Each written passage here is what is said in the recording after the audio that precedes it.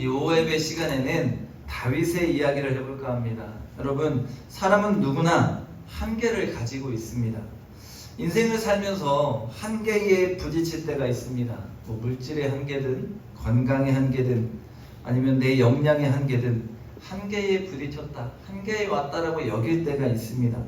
때로는 우리가 신앙생활하면서 매번 기쁘고 감사하고 즐겁고 행복해야 하지만 신앙생활도 은혜가 떨어지고 내 삶의 문제와 역경이 찾아오면 신앙생활하는 것에도 한계에 부딪힐 때가 있어요.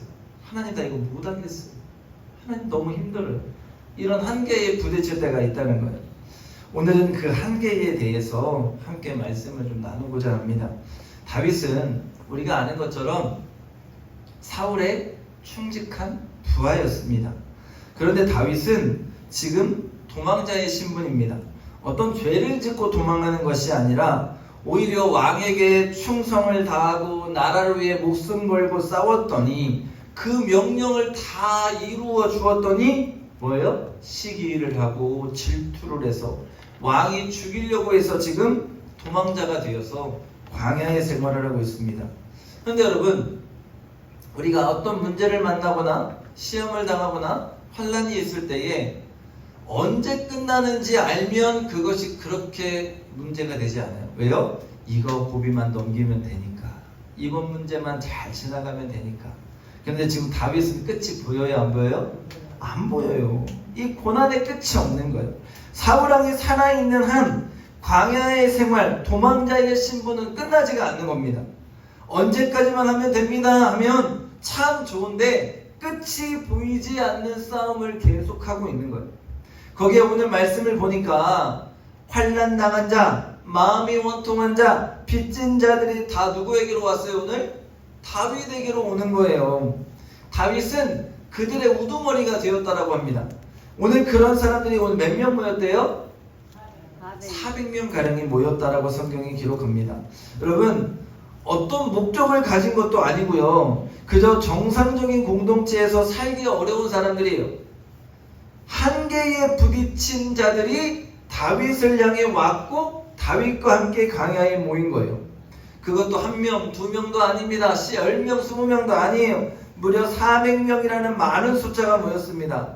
그런 다윗이 오늘 선택한 것이 뭐냐면요, 모압 땅으로 망명 가자는 거예요. 야, 아무리 생각해도 우리가 이 땅 가운데에서 살다가는 사울왕한테 죽임밖에 당하지 않을 것 같다. 일단 피하자. 어디로? 모압 땅으로. 모압 땅으로 가서 모압왕에 가서 망명을 신청하면서 왕, 우리 가족들 좀 안정적인 삶을 살 수 있도록 좀 받아달라고 부탁을 합니다. 아마 다윗의 생각에 하나님이 나에게 지혜를 주셔서 이 긍휼을 베풀어 주셔서 이제 사랑하는 가족들과 나와 함께 모여있는 자들 그나마 좀 안전하게 평안하게 살 수 있겠구나라는 생각을 했을지 몰라요. 그런데 오늘 그런 다윗을 누가 찾아와요? 오늘 말씀에 갓 선지자가 찾아왔다고 했어요. 다윗은 당연히 갓을 통해 이런 말 듣기를 원했을 거예요. 야, 도망다니냐고 애썼다, 참느냐고 고생했다, 위로의 말을 들을 줄 알았습니다. 그런데 오늘 갓이 뭐라고 해요? 우리 다시 한번 5절 말씀 천천히 한번 읽어봅니다. 선지자 갓이 다윗에게 이르되 너는 이 요새에 있지 말고 떠나 유다 땅으로 들어가라. 다윗이 떠나 헤렛 수풀에 이르니라. 뭐예요 여러분? 기껏 도망쳐서 모압의 요새라는 곳으로 도망쳤어요. 그런데 이 갓 선지자가 와서 다시 어디 가래요? 다시 유다 땅으로 가래요. 다윗이 고향이 어딘지 몰라서 여기 온 거 아니에요. 다윗이 갈 곳이 없어서 살고 싶어서 온 곳이에요. 그런데 사울이 뭐래요? 사울이 자신을 죽이려고 혈안이 되어 있는데 갓 선지자 뭐래요? 다시 그곳으로 가래요. 다시 그곳에 들어가라. 도대체 하나님의 뜻을 모르겠다는 거예요. 그런데 여러분, 다윗이 어떻게 해요? 오늘 순종합니다. 순종해요. 갓은 누구예요? 하나님의 선지자예요. 하나님의 선지자의 말씀은 누구의 말씀이에요? 하나님 말씀이에요. 순종합니다. 그리고 오늘 어디에 갔대요? 헤렛 수풀에 이르니라. 다시 유다 땅으로 들어간 거예요. 평안의 안정의 삶을 조금 누릴 수 있는가 했는데 다시 죽음의 공포가 머무는 그 땅 가운데로 들어가요.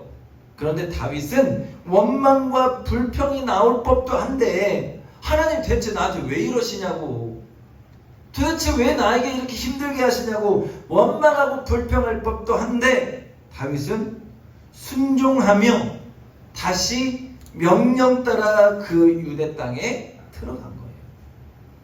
다윗은 하나님의 명령 앞에 이렇다 저렇다 조건도 붙이지 않고 불평과 원망도 없이 그 말 듣자마자 순종해서 5절 말씀에 그 말 듣고 뭐예요? 바로 헤레스풀에 이르니라. 그렇다면 우리 생각에요, 하나님 이 정도 순종하면 좋은 길 여시겠죠? 하나님 내가 이만큼 순종하면 하나님 나에게 좋은 것 주시겠죠? 하나님 목숨 걸고 주의 말씀에 순종하면 하나님의 어떤 좋은 계획을 나에게 펼쳐 보여주시겠죠? 여러분, 우리는 사람이기 때문에 당연히 이러한 기대감이 들 수 있습니다. 다윗도 뭐예요? 사람이기 때문에 내가 순종하면 하나님 좋은 것 주시겠지 하는 기대감이 있었을 거예요. 그런데 여러분, 23장으로 넘어가 보면요, 다윗이 그일라 땅에서 뭐 하냐면 전투예요. 전투. 우리 사무엘상 23장 1절과 2절 말씀, 졸리시니까 말씀을 다 같이 한번 천천히 읽어봅니다. 사람들이 다윗에게 전하여 이르되 보소서 블레셋 사람이 그일라를 쳐서 그 타작마당을 탈취하더이다 하니, 이에 다윗이 여호와께 묻자와 이르되 내가 가서 이 블레셋 사람들을 치리이까? 여호와께서 다윗에게 이르되 가라, 가서 블레셋 사람들을 치고 그일라를 구원하라 하시니. 여러분, 다윗이 기다린 평안과 안정과 번영과 축복이 아니라 지금 뭐 하래요? 전쟁하래요. 전쟁. 위기예요. 위기. 블레셋과 전쟁을 하라는 것이 누구의 뜻이에요? 하나님의 뜻입니다. 아니, 겨우 억울하고 문제 많고 한계에 부딪혀서 자기에게 도망했던, 다윗에게 도망했던 그 사람들 모아놨는데 그 사람들이 여러분 전쟁의 능력이 있겠어요? 없어요. 군사들이 아니라고요. 병사들이 아니에요. 그런데 하나님 다윗에게 뭐 하래요? 전쟁하래요. 전쟁을 하라는 것이고 심지어 뭐 하래요? 그일라 사람들을 구원하라십니다. 인간적으로 여러분 말이 되지 않아요. 다윗은 우두머리 대장으로 아마 고민되었을 거예요. 전쟁은 여러분 뭐예요? 준비된 자가 하는 거잖아요. 전쟁은 준비된 자가 할 수 있는 거예요. 무기도 없고 아무것도 없는 상황에서 전쟁을 할 수 있는 용사들도 아닌데 하나님은 무작정 전쟁하라고 하고 구원하래요. 그러나 하나님의 뜻은 뭐예요? 분명한 거예요. 전쟁을 해라, 구원하라는 뜻이에요. 여러분, 다윗이 이 안건을 들고 400명들 모여있는 데서 야, 우리 전쟁해야 돼 하고 안건을 딱 내려놨을 때 그 사람들이 우와 전쟁하자고 했을까요? 아니면은 반대했을까요? 문제가 어렵나요, 여러분? 여러분 무기 하나도 안 들었는데 우리 옆 동네랑 전쟁합시다 하면 전쟁하겠냐고요. 반대가 심한 거예요. 그러나 다윗이 뭐요? 순종하는 거, 순종. 하나님께 순종하는 것. 사실 영양 밖의 일입니다. 믿음의 순종이 아니면 할 수 없어요. 한계에 부딪히는 일이에요. 왜냐하면 전쟁은 뭐 걸어야 돼요? 목숨 걸어야 돼요. 목숨을 걸고 싸워야 하는 일입니다. 여러분, 전쟁은 그냥 동네 운동회가 아니에요. 죽고 죽여야 끝나는 문제입니다. 그래서 23장 3절에 보면 반대하는 거예요. 반대. 안 된다고. 그러나 다윗은 하나님의 사람이었고 하나님 편에 있는 자였습니다. 사람의 말을 듣는 것이 아니라 하나님의 말씀을 듣는 거예요. 분명 희생이 따를 것이고 전쟁이라는 것을 통해 엄청난 대가가 따를 것이 분명했어요. 그런데 내가 믿는 하나님이 하나시니 목숨 걸고 그 전쟁을 행하는 것입니다. 다윗은 희생을 감수하고 나와 함께 모여있는 400명의 공동체 무너질 수 있다라고 하고 시작한 거예요. 결국 전쟁을 통해 다윗은 하나님의 뜻에 순종했더니 하나님은 그일라 사람들을 구원하도록 하십니다. 목숨을 건 전쟁이었어요. 여러분, 자신들을 도와줬어요. 목숨을 걸고, 그것도 병사들도 아닌데 목숨을 걸고 그일라 사람들을 도와줬어요. 그럼 그일라 사람들은 어떻게 해야 돼요? 고마워해야 되잖아요. 당연히 다윗을 왕으로 추대하면서 고마워해야 되잖아요. 그런데 여러분, 그일랏 사람들의 태도가 그렇지가 않아요. 왜 그일랏 사람들이 다윗이 도와줬는데도 탐탁치 않게 여겼을까요? 누가 무서웠어요? 사울이 무서운 거예요. 사울이 두려운 거예요. 다윗이 지금 사울왕 피해서 도망하고 있다는 것을 알고 있습니다. 다윗이 그들을 괴롭게 하는 블레셋부터 구해준 거, 아우 다윗 너무 고마워. 그런데 왕이 보복할까가 무서워. 그일랏 땅에 너 숨어있는 거 알면 우리까지 다 죽어. 그러니까 너 나가. 지금 이것이 그일랏 사람들의 태도예요. 그러니까 이 사실을 다윗이 왜 모르겠어요? 누구보다 더 잘 알잖아요. 그래서 다윗은 하나님 앞에 기도합니다. 23장 12절의 말씀을 보니까 다윗이 이르되 그일랏 사람들이 나와 내 사람들을 사울의 손에 넘기겠나이까 하나님께 묻는 거예요. 하나님, 내가 그들을 도와줘서 그들을 구원하고 그들을 건져냈는데 하나님, 그 사람들이 다윗 나를 사울에게 넘길까요? 하나님이 뭘 하셔요? 너를 넘긴대요. 너를 넘기리라 하신지라. 목숨 걸고 살려주고 구해줬는데 오히려 자신을 고발하고 죽이려고 하는 거예요. 다윗에게는 실망감과 배신감이 가득했을 것이고 거기에 자신의 전쟁을 반대하는 부하들이 있음에도 불구하고 뭐 했어요? 전쟁했잖아요. 분명 희생도 따랐을 것이에요. 그러니 자신의 입지는 더 작아지고 있어요. 아니, 전쟁에서 승리하고 그일랏 땅에서 편안하게 살 수만 있으면 그 공동체 무너지지 않을 텐데 이제 그 땅에서도 나가래요. 안정이 아닌 거예요. 계속해서 위기가 오고 계속해서 도망해야 하는 상황인 거예요. 그럼 여러분 생각해 보세요. 400명의 사람들이 모였어요. 400명의 추종자들이 있었어요. 전쟁을 치렀습니다. 전쟁 치르면 반드시 희생자가 있었겠죠. 그러면 그 숫자가 줄어들어야 돼요? 늘어나야 돼요? 문제가 어렵죠? 전쟁을 400명으로 치렀어요. 죽었다니까요? 그럼 숫자가 늘어나야 돼요? 줄어들어야 돼요? 줄어들어야 돼요? 맞습니다. 줄어들어야죠.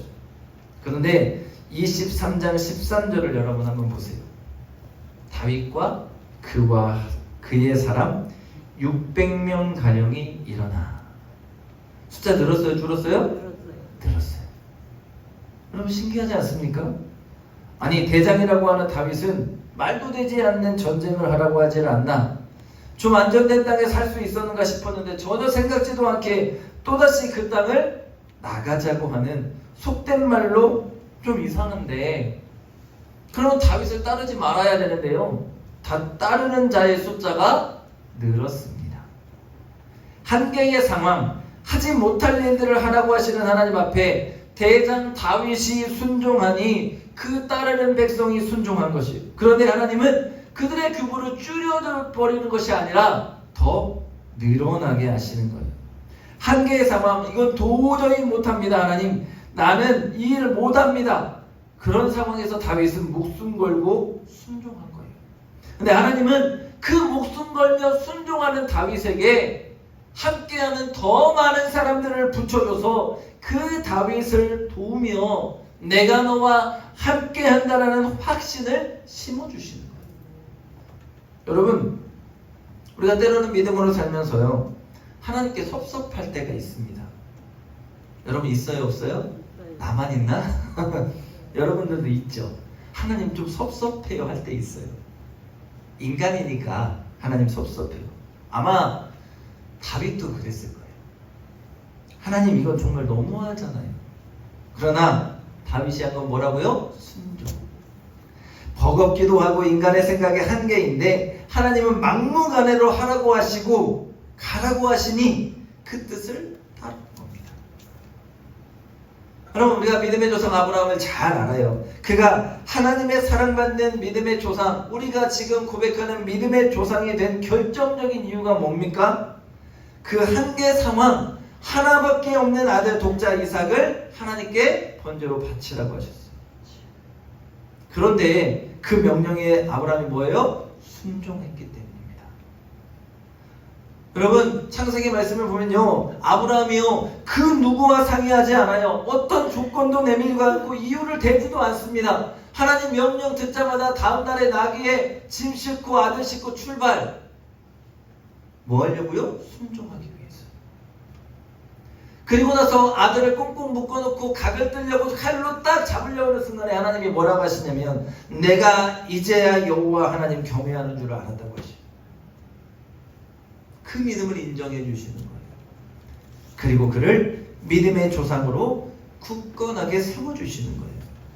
오늘날 여러분 믿음의 인물들의 모습을 보면요, 그 한계를 다 뛰어넘었어요. 인간적으로 어떻게 저렇게 할 수 있을까 하는 그 한계를 다 뛰어넘은 인물들이 하나님의 축복의 주인공이 되었습니다. 아브라함도 그렇고 모세도 그렇고 다윗도 그렇고 한계의 상황에서 내 한계를 넘어 하나님이 이루시는 놀라운 일들을 행합니다. 우리는 그 모습을 보면서 우리도 본받기를 원해요. 그런데 여러분 이상한 게 있어요. 믿음의 사람들이 그 모습을 본받기를 원한다고 하는데 축복을 받고 싶고 믿음의 조상은 되고 싶고 모세처럼 지도자가 되고 싶고 다윗처럼 왕이 되고 싶은데 그들이 겪었던 고난의 한계에는 부딪히려 하지 않아요.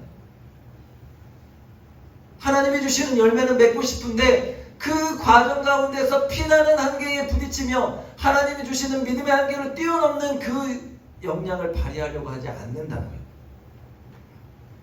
여러분 하나님은 다윗을 내 마음에 합한 자라고 여기며 특별하게 사랑한 인물입니다. 그럼 다윗에게 하나님이 허락한 것은요, 꽃길만 걷게 하신 게 아니에요.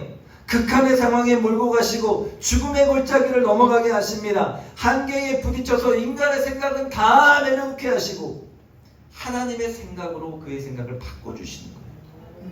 하나님은 그를 한 단계 더 높은 하나님의 사람으로 이끌어 가시는 거예요. 여러분 한계의 상황에서 가장 중요한 게 무엇일까요? 결정은 하나님이 하신다는 것입니다. 다윗은 한계의 상황에서 자신이 결정한 게 없어요. 다 하나님이 하셨습니다. 골리앗과의 싸움도 그랬습니다. 물맷돌 하나 다윗이 맞췄어요? 하나님이 맞췄어요? 하나님이 맞췄죠. 다윗이 던졌지만 그 돌이 골리앗의 이마에 떨어지게 한 건 누구예요? 하나님이셔요. 사울을 2번이나 죽일 기회가 있었습니다. 그럼에도 불구하고 내 뜻이 아니라 하나님의 뜻을 위해 죽이지 않는 거예요.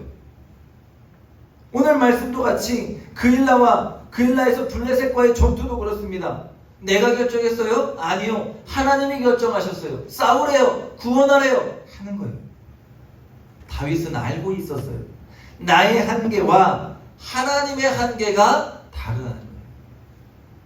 내 한계는 여기까지예요. 인간의 생각은 여기까지예요. 인간의 생각으로는 앞이 보이지 않아요. 인간의 생각으로는 안 되는 일이에요. 그런데 하나님의 생각은 달라요.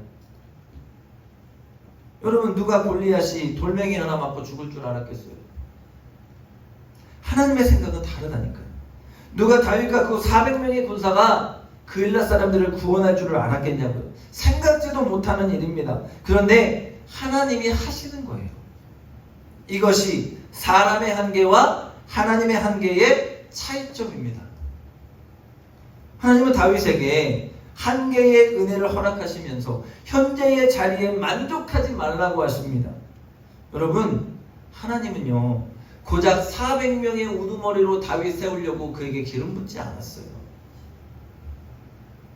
400명을 위해서 하나님 다윗 쓰시려고 그에게 순종하라 하신 게 아니라고요. 그를 역사상 가장 위대한 이스라엘의 왕으로 세우시고 그를 통해 한없는 영광을 받으시기 위해서 그를 통해 하나님의 구원의 역사를 만들기 위해서 하나님은 위대한 계획을 세워놓고 계신 거예요. 그러니까 다윗에게 뭐 하래요? 순종하라고 하는 거예요. 그렇게 한계를 뛰어넘는 은혜를 계속해서 그에게 부으시고 순종할 때마다 하나님이 행하셔서 일하셔서 이루시는 것들을 보게 하시는 거예요. 여러분 오늘 믿음의 삶을 살아가는 우리에게 있어서 가장 조심해야 할 것이 있습니다. 뭐냐면 평안하다, 안정됐다라는 거예요. 이게 뭔 말인가 싶으실 거예요. 평안과 안정은 좋은 말이에요? 나쁜 말이에요? 좋은 말이죠. 평안과 안정이라는 말은 참 좋은 뜻입니다. 우리는 평안해야 하고 우리의 삶이 늘 안정되어 있어야 합니다. 그런데 여러분 평안과 안정이 안주로 이어지면 안 돼요. 여러분 어떤 부모가 있습니다. 근데 자식이 이렇게 얘기해요. 엄마 나 그냥 대충 공부하다가 그냥 열심히 그냥 막노동하면서 먹고 사는데 문제 없으니까 그냥 공부 안 할래, 대충 살래, 이렇게 말하면 그래요, 너 그렇게 해라 할 부모가 있습니까? 없어요. 어떻게 하겠어요? 두드러 패서라도 공부를 시킬 것이고, 어떻게든 하나라도 더 배워서 세상 가운데서 더 쓸모 있는 사람 되게 하려고 할 거예요. 저는 우리 하나님이 마찬가지라고 생각합니다.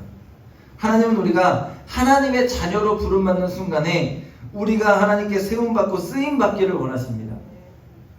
하나님이 만드신 그릇의 가치를 온전히 이루기를 원하신다는 거예요. 하나님 태초에 우리를 만드시면서부터 우리를 향한 하나님의 계획이 있어요.